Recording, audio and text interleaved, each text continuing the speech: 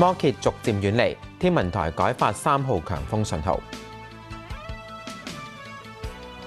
我中意返工，係。打工仔放完半日風假都要趕返工，亦都有人一早出門口。各位外傭家要，先睇下最新嘅風暴消息。超強颱風摩羯逐漸遠離本港，天文台改發3號強風信號。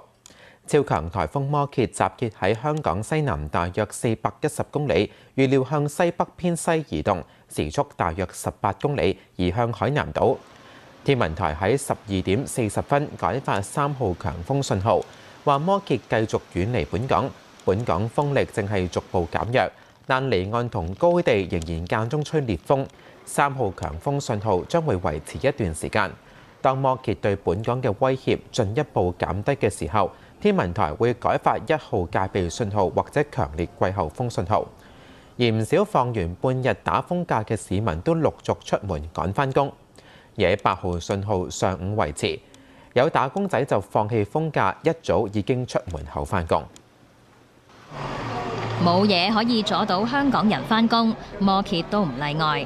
未改發8號信號前，華富邨巴士總站已經有人龍等緊巴士恢復服務。